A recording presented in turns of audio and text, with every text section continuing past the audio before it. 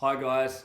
Well, I just want to start by thanking everyone for their support over the last few weeks. It's been a very tough time for myself and the family, and every bit of support means a lot to us, so thank you very much.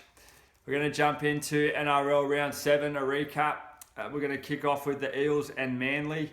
Look, 22-10.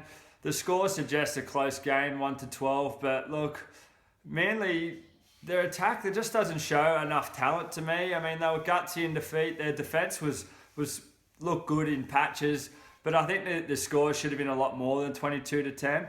The thing that I like out of that game for Parramatta is things didn't go their way. They were down and the scores were quite close, but they just found a way to win. I know they scored a few tries right at the end. Congrats to Michael Jennings on 200 games. But they just found a way to win. They got into that arm wrestle, and in the last 10-15 minutes, they just got over the top of them, which I think is really promising. Another thing I took out of that was I didn't know Beau Scott was that fast. I think when Trbojevic got that ball, I thought it was lights out. I hear Manly saying that part of the grounds is quite soft, and Scott was on the cricket pitch, but I think that's a lie. I just can't believe he's that quick. Where's that when he played for Newcastle? Where's that for Newcastle, mate? Anyway, the next game we'll talk about the just briefly, Warriors and the Dogs. It's a bit disappointing. Roger Tuivasa-Sheck going down with an injury, which is the ACL. Very disappointing, actually. Does Lolohea jump into the fullback role now? Just someone you pay that much money to play for your team going down is quite tough news to hear. It's an investment, and obviously not the best investment now for the Warriors, but it is quite unlucky. Another thing, I don't know if you saw out of that game, Josh Reynolds getting a bad ball from Michael Leacher and throwing the ball back at him.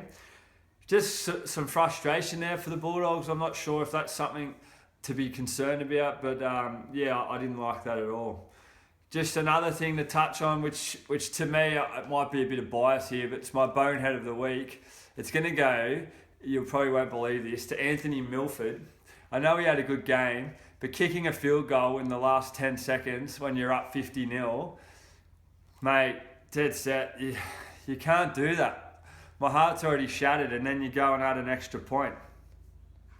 And then the other game that I just wanted to talk about, which I know a lot of boys will be buzzing about, the Sharks beating the Raiders, putting a 40 burger on them.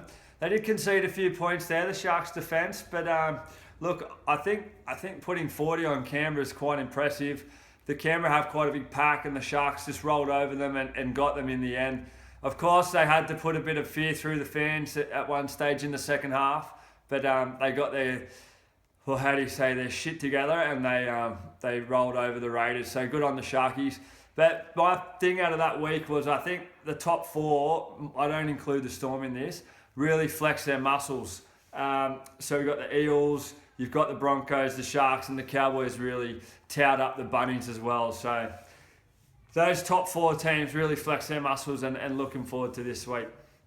Round 8, we're going to kick off with, I think, an entertaining match, not so good with quality, but some superstars. The Raiders and the Tigers. I think it'll be not the best quality, but just end-to-end, something worth watching if you're not sure if you're a league fan yet. Maybe watch that game because there won't be much tackling, plenty of tries scored. I'll probably take the overs in that match, even though it's going to be quite high. So we'll see how that goes, provided Tedesco plays out the full 80. Another game, 2 games in terms of standard this week. The Cowboys and the Eagles up there at 1-300 Smiles. This could go either way, but I think it'll be a 1-12 game. And I really think this will be a grand final qualifying game. The Cowboys just will be hard to beat. Granville, isn't he just playing fantastic football? They're a dummy half.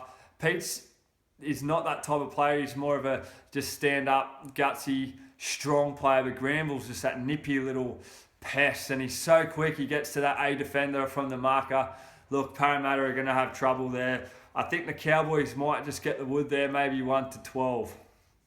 Another game which I'll be going to, the Sharks on Sunday against Penrith, Monday being Anzac Day, so make sure everyone gets out there to support the Sharkies. I think this game will be an absolute cracker with standard as well. The Sharks should get the Panthers 1-12. I'm just sitting there just a bit stronger on the edge. Tamari Martin's still a bit young. I love him as a player, but I think the Sharks, Maloney and Townsend on that edge are just going to be too strong. If you play that right way to Bird and Holmes as well, look, I think the Sharks will be hard to beat. Also, the Sharks don't like blowing teams out. I know they did last week, but I think this will be a close one, 1-12 as well. Last thing before I finish, guys, Anzac Day, Monday, huge day of respect for our troops.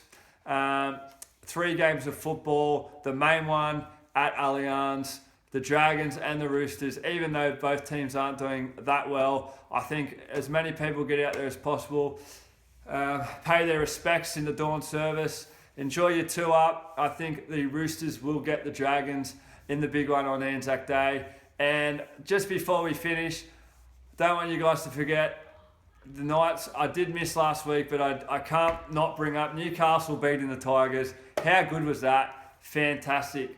My guarantee of the week this week is going to be on Friday night. I'm going to stick with the Broncos. They're going to knock off the Bunnies. I think they'll do it comfortably, but I won't be giving you a 13 plus or 1-12 because I'm pissed off with Milford still. Haven't forgiven him. Thanks, guys. Have a good week.